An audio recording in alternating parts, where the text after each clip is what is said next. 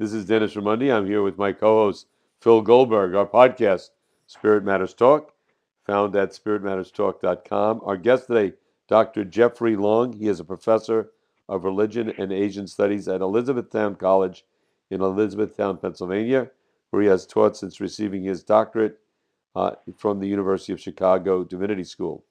He is the author of A Vision for Hinduism. He is also author of Jainism, an introduction, and a historical dictionary of Hinduism, as well as the forthcoming Indian philosophy and introduction.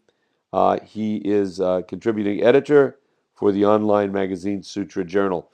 Jeffrey, thank you so very much for taking the time to come on our show today. Thank you very much for having me. Thank you. Jeffrey, let's begin with your personal story. I told this story in American Veda, and I'd love our listeners to hear, because you're, as an academic, an unusual person in that you were born Catholic and were drawn to the traditions of India, the spiritual traditions born in India, as a practitioner before becoming a scholar. Tell us how you came to that, and a little of your background. Certainly. I grew up, as you said, Catholic, and I was a pretty devout Catholic when I was a child, but I was also pretty unconventional, pretty independent-minded, and my family promoted that. My family also I have a long lineage of very independent-thinking people in my past. So I was free to ask questions and explore ideas. And when I was quite young, about 11, my father was in a horrible accident, and it left him very, very badly injured. My mother took care of him at home after he'd been in the hospital for some months. But tragically, he ended up taking his own life as a result of all of this stuff that had happened to him in the accident. So this period of about a year and a half, my father's ordeal and then finally losing him, was really a major turning point in my life. It really made me start thinking even more deeply than I already had about religious issues, about the big questions in life. Why are we here? Why do we suffer? What happens after we die? I became very focused on these things. And I had always been intrigued by science. I like to read a lot about religion and science, and read Fritjof Capra's book, The Tao of Physics. I think I was about 12 or 13 when I read that. Then I saw the movie Gandhi when it came out, and that had a big influence on me. I was very taken with Gandhi, and also a big fan of the Beatles, as you know. And George Harrison especially was very drawn to India. And I kept finding in the music lyrics and in the things I was reading a lot of pointers toward ideas which really made sense to me intuitively. They really resonated with my own kind of independent thought process.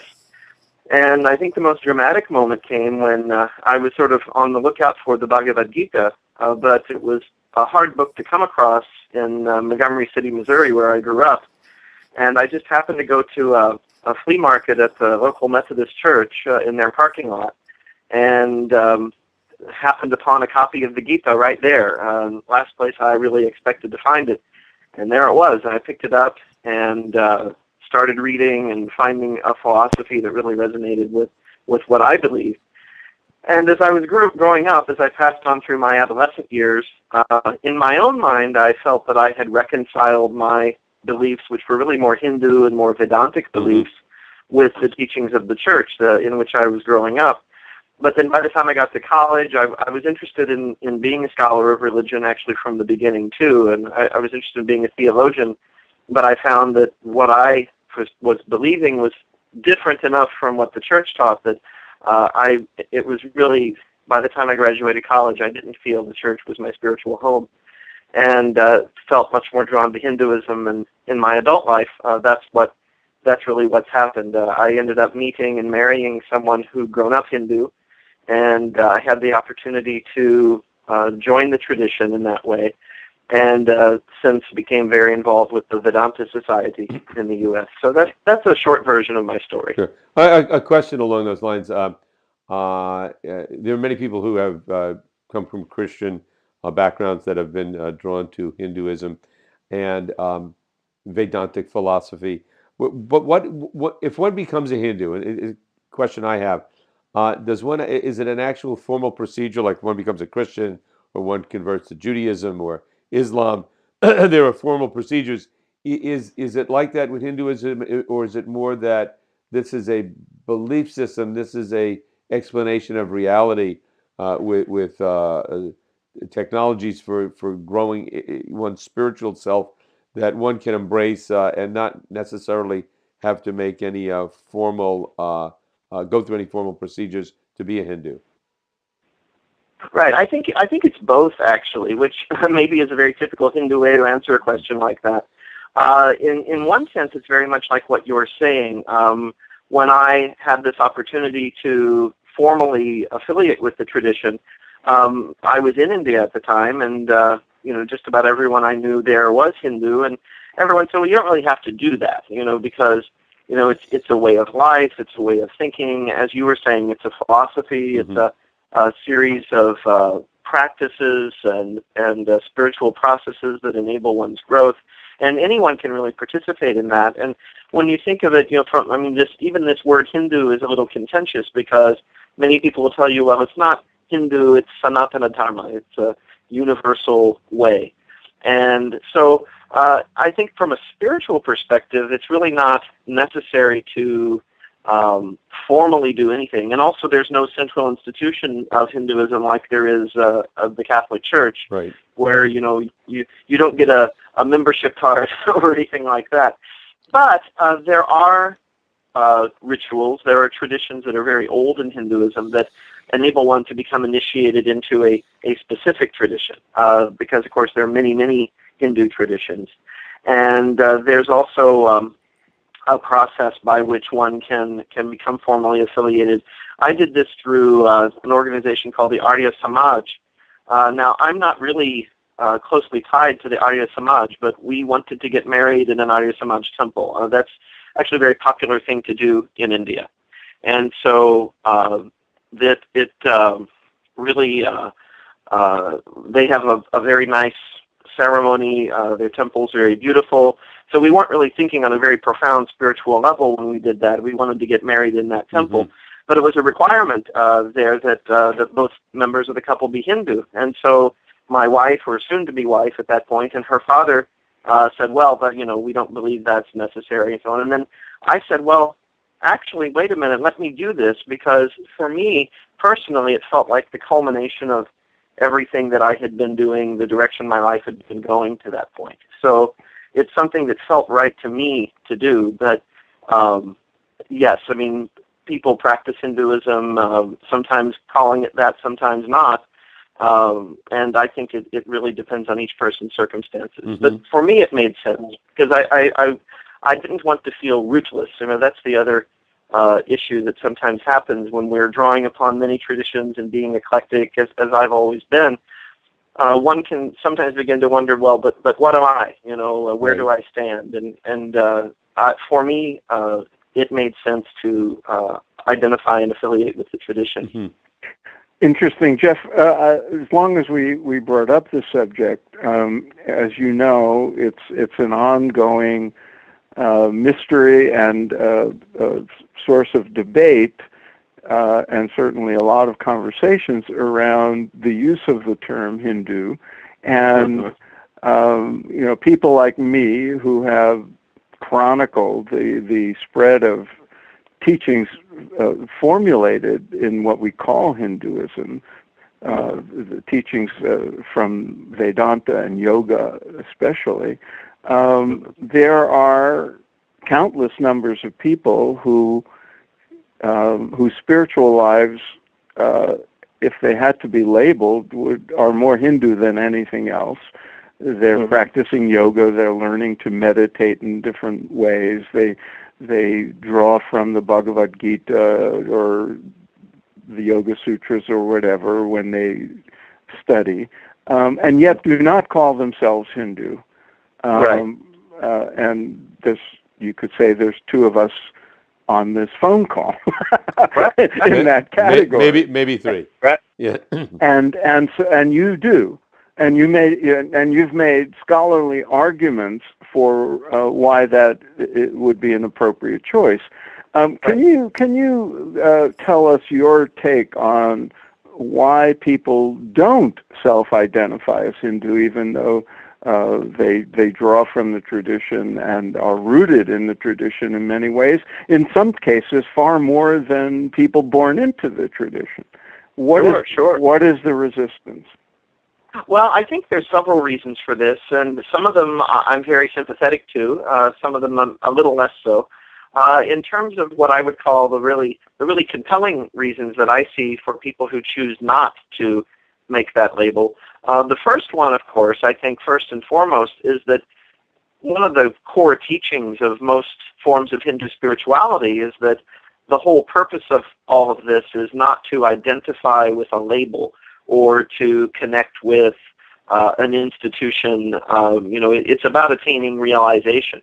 And, realization is something we're talking about approaching the infinite, which can't be bound by name or form. And I think very often the people, a lot of Westerners especially, who are drawn to Hindu thought and practice, that's precisely what's appealing. And they're breaking away from the limiting bonds of religious fundamentalism and churches which say, our way or the highway, and you have to affiliate with us. And here's this beautiful tradition, just saying, just practice the path and live the way of life and achieve the goal, and not really imposing that kind of limitation on people. So I think people see labels as limiting, and I think that's certainly legitimate. I think that we can cling too tightly to labels, and even if you're Hindu or Buddhist or belong to any tradition which teaches that we should go beyond labels, there's still people who cling to those labels, and sometimes with very destructive results. So I think that often the very thing that draws one to what we might call a Hindu practice is aversion to labels. So I think that's a big part of it, not wanting to feel confined by that. Right. So that's what I would call what I see as the positive side of it. There's a sort of liberatory impulse.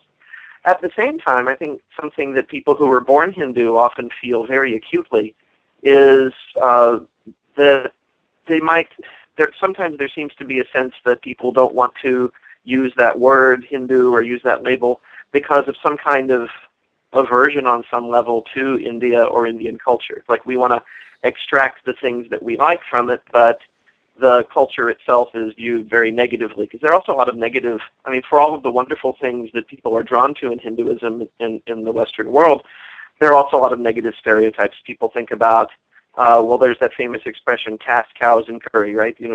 What is sort of exotic and ancient and seen as primitive. You have all these negative stereotypes. So I think sometimes we might find the need to kind of interrogate this aversion to labels, because some of it may come from a genuine spiritual source, but then other times, especially if you follow some debates in the yoga world, there's sometimes a big gap between the Western practitioners and the Indian practitioners, and it precisely seems to stem in large part from a desire of some of the Westerners, not all, maybe not even a majority, but some, to want to kind of keep the whole Indian cultural matrix at arm's length. And so I think that aspect is there too, which I find troubling. And one can label it in all kinds of ways. Is it unconscious racism? Is it, what is it? And having really immersed myself in Indian culture and, lived in India and so on, I don't feel that aversion. And so I think, okay, yeah, fine, I'm Hindu.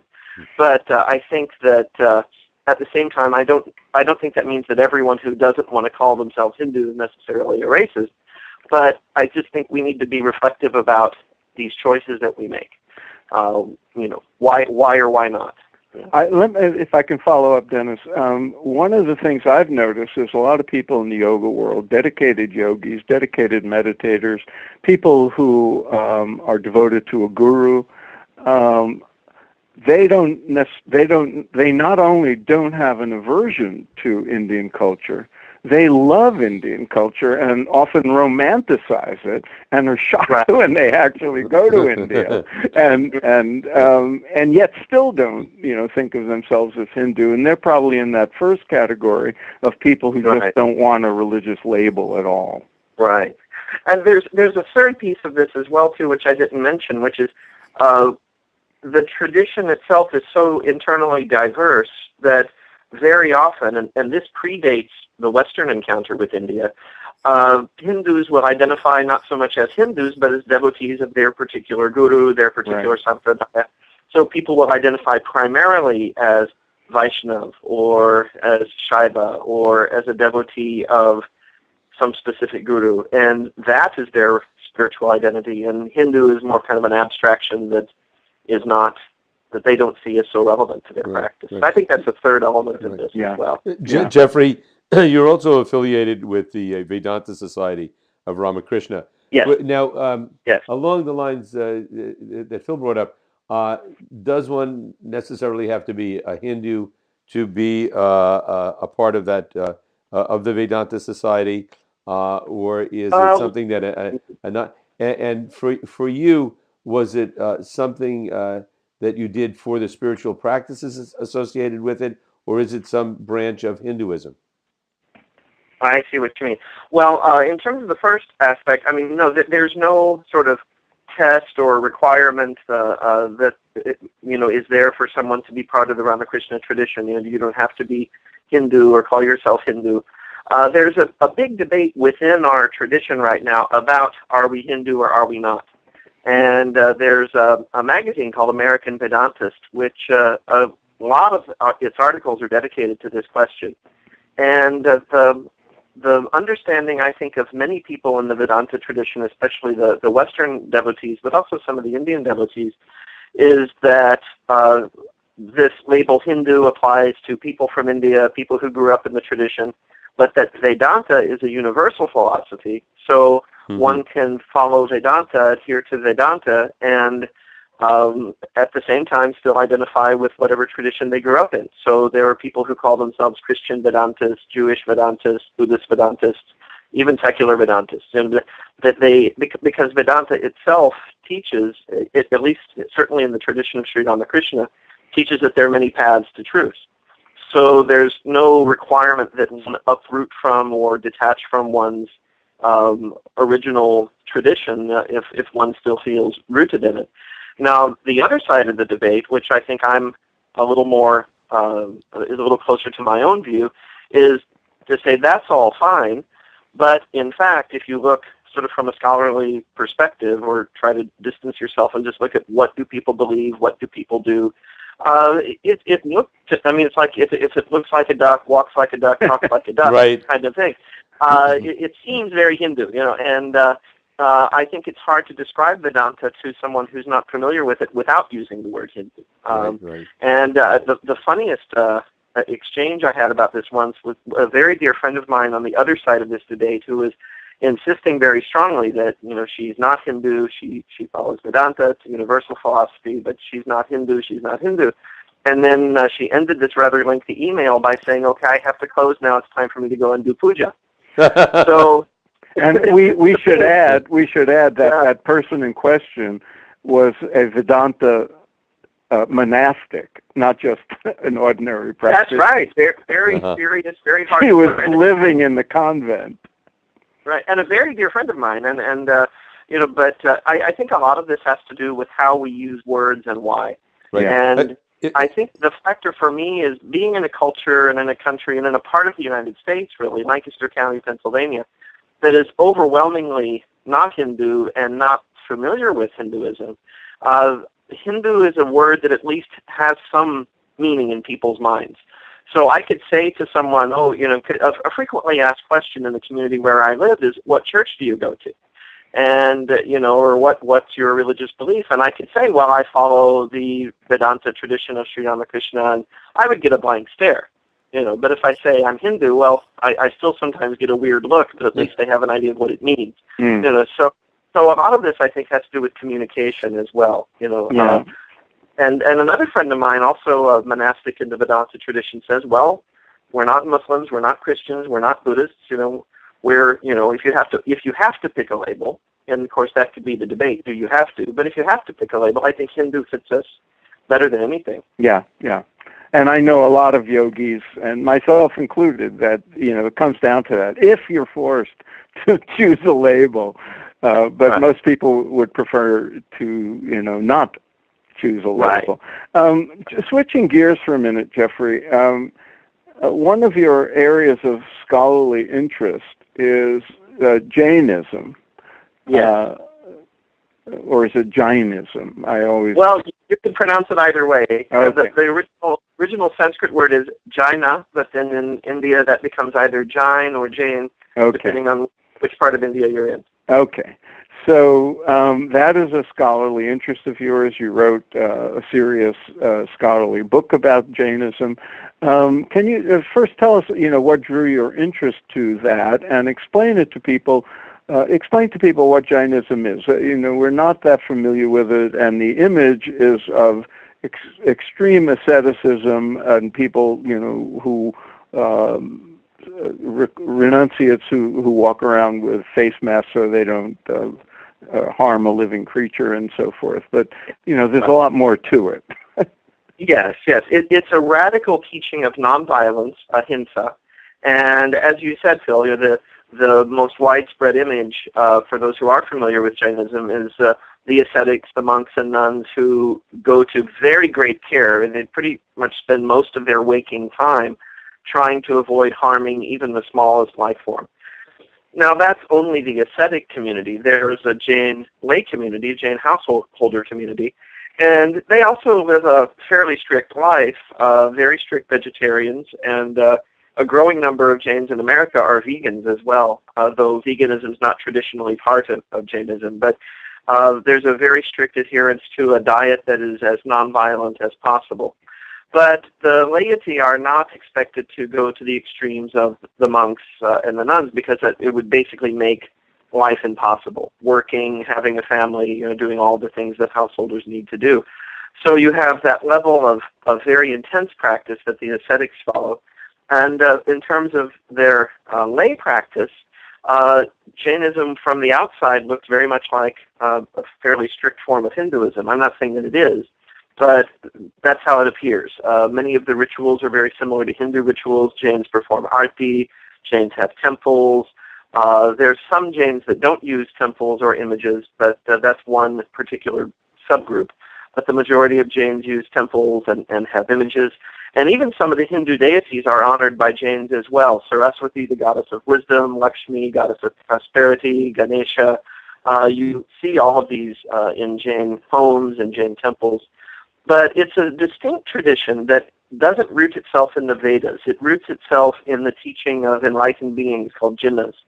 And the last one that existed in our part of the universe was Mahavira. His name means the great hero. And he was roughly a contemporary of the Buddha, and in fact came from the same region of India that the Buddha came from, sort of the northeastern area. And according to both the Buddhist and Jain scriptures, these two great figures were aware of one another, though we don't have any record of them ever having met. But their followers interacted with one another, and they seemed to have respected one another, though they had different paths. The Jain path is very, very rigorous, very focused on asceticism, as you said. My interest in Jainism is twofold. Firstly, they were a huge influence on Mahatma Gandhi. The part of India that Gandhi came from is a very heavily Jain. Jains are a tiny minority in India, but many of them are clustered in the northwestern states like Gujarat and Rajasthan. And so Gandhi grew up with a lot of Jain influence. And in fact, it's said that his guru, the spiritual figure who had the most influence on him, was a Jain layman named Rajchandra Mehta, also called Rajchandra Mehta. And he was a lay person. He was a diamond merchant, in fact, but very ascetic in his lifestyle and very immersed in the teachings. And he had a big impact on Gandhi's views and on morality, on nonviolence, on truth-telling. So these are heavy influences on Gandhi. The other thing that I find very interesting on Jainism is sort of a technical aspect, but they have a teaching of multiple perspectives and the inherent complexity of the universe, which is used to justify kind of a pluralistic attitude toward other religions, other philosophies. The Jains say that rather than tell someone they're wrong, you find the kernel of truth or insight in their perspective, and you affirm that, and you say, well, they're partly right and partly wrong, and if you disagree with them. And this is seen by many contemporary Jains as a form of nonviolent speech, so that even in the intellectual realm where philosophers are trying to figure out what's true and what's false, that you don't completely discount a point of view. And I found that very interesting because a big interest of mine is also interfaith dialogue and making the world a better place by getting us all to talk together and understand one another. And I find this Jain approach is very helpful in that regard. And it's been useful to me both in my personal life and in my scholarship to really try to find the insight in every point of view and draw that out rather than, be dogmatic. And it's just the opposite of dogmatism. Right. We need some leaders of Jainism conducting the next presidential debates. Perhaps that'd be a little bit more productive. I have a question for you. That would be wonderful. Yeah. Jeffrey, I have a question. You have a book coming out, Indian Philosophy: An Introduction. Certainly, Yes. books have been written about Indian philosophy. Will this have any new angle? And is your affiliation with the Vedanta Society, Ramakrishna, will that influence this book? Oh, those are very good questions. The book is, I'm hoping it will come out very shortly, but I'm still working on it. But I think what's really distinctive about this book, as you say, there are many books on Indian philosophy, many very good books on Indian philosophy, but overwhelmingly they tend to focus on the ancient and classical texts and traditions. And I think it creates the false impression that these traditions are dead, a thing of the past, only of historical value. And I'm of the view that they have very contemporary relevance and can be connected with a variety of current issues in philosophy and in society more widely. And so I'm going to be connecting these philosophies with those contemporary issues. And I'm also going to be examining Indian philosophy right up to the present time. So it's not going to cut off about 1000 AD or so. It's going to go right up into the 20th and 21st centuries. With figures like Swami Vivekananda, Sri Aurobindo, Ramana Maharshi, Sarvapalli Radhakrishnan, and a variety of other more, I guess you could say, academic Indian philosophers who are, more known in the field of philosophy, but still, very relevant. And so I want to show that this is a living and still relatable tradition. So that's the angle. In terms of my own affiliation, that's not going to be a prominent theme of the book. But it certainly informs it because one of the reasons I believe these traditions are still so relevant is because I'm practicing one, and I can see the connections. And so I think the book is not about my personal experience, but it certainly is a product of it because of that. Speaking of which, Jeffrey, as you know, and you and I have talked about this, and there's a lot of controversy around how Hinduism is studied and taught in academia. Mm-hmm. And a lot of Hindus are very upset that it's misrepresented. On the other hand, there are people like you and who are not only scholarly students of the tradition, but practitioners. Can you explain your perspective on this sort of some of the controversy gets rather heated sometimes, as you know. Yes. Right. This is our sort of Hindu version of the culture wars, and I think it's very unfortunate, and precisely because, as you said, it gets so heated. And, referring back to Jain philosophy for a moment, I wish more people on both sides of these issues would adhere to that, because when Hindus raise concerns about how the tradition is represented, very often they're immediately and reflexively dismissed as fundamentalists, nationalists, and so on. And that gets people who are often giving very thoughtful, very reasoned and sincere critiques. It lumps them in with religious riots and, all kinds of things that it's very unfair. I mean, it would be equivalent to saying that if you voice a criticism of a policy of President Obama that, well, you must be a supporter of Donald Trump. There's a lot of space between Obama and Donald Trump. And I think it's the same way with a lot of these debates. Similarly, just as many of the Hindu objections get, I think, dismissed too easily, I also think that there's a tendency on the Hindu side to be immediately suspicious of Western scholars, often unfairly, because, as you say, quite a few of us are practitioners, and we're trying to advance what we see as a meaningful and authentic and thoughtful presentation of the tradition. And I've had a number of interactions, mostly online, where just because of my name, I have to, give a version of my whole life story so that someone will just listen to me, and that's unproductive. It's really created this rift where people are immediately suspicious of anyone, and those of us who are both scholars and practitioners feel caught in the middle, because and I will often be asked questions, how do you navigate your commitment to the academy and your commitment to Hinduism? Is there a conflict? Well, there's no conflict in my mind, because they both amount to a commitment to the truth. Where if you're committed to the truth and you want to understand reality and explain it and present a perspective well and logically and using evidence, that should lead you to the same place, whether you're calling yourself a spiritual practitioner or whether you're calling yourself an academic scholar. The methods are different, but there's certain core principles of being faithful to your experience, being faithful to what your senses reveal to you, and using logic and reason. So I think it's very unfortunate that it's become very politicized.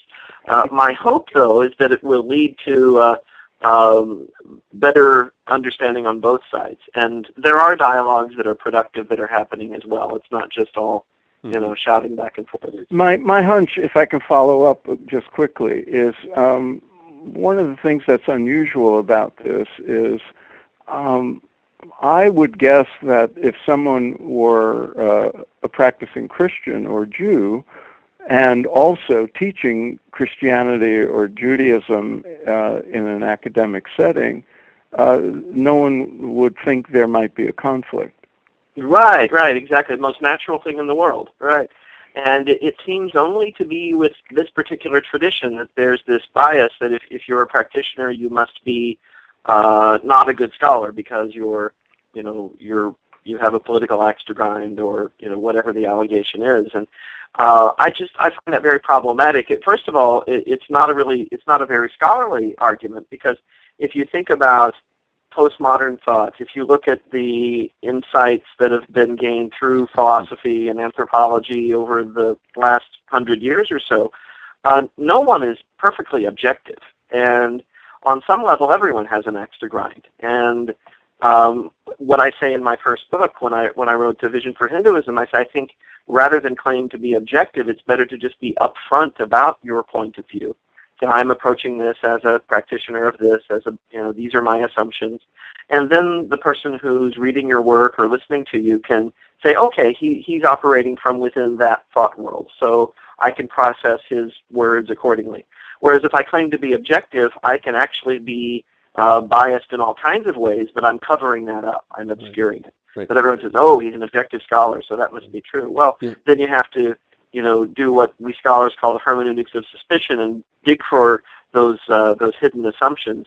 It's better just don't hide them. And that's one thing I think in some ways Christian theologians are a model for us, because they're upfront about where they stand and what they do. Jeffrey, what I was thinking when you said that sometimes when you mention your name, you have to explain why you're a Hindu, which seems like something you shouldn't have to do. And that's because maybe because Christianity is a religion that encourages people to go out and proselytize and convert people all over the world, whereas Hinduism is not really, as I understand it, a religion where people actively go out and proselytize and try to convert people. That's right. And so it's more associated with a particular geographic region, and therefore somebody from the West who says they're Hindu, then people are surprised by that, and they shouldn't be. But I think that will change as more and more Hindus begin and are living in the West, and there's certainly a lot more folk like yourself who don't have Indian names but are practicing Hindus. That's right. Yeah, I think so too. I think that's correct. I wanted to ask one other question, one final question for me, and then turn it over to Phil. In your daily life, in addition, you've done a lot of scholarly work and in the area of Hindu tradition in terms of the Hindu philosophy. But on a daily basis, do you practice certain technologies of spiritual growth that are associated maybe with our Ramakrishna order? Is there a lot of Mhm. practice in addition to the scholarly work that you involve yourself in? Yes, definitely. And I think without the practice, the scholarly work would sort of come unmoored and wouldn't make as much sense.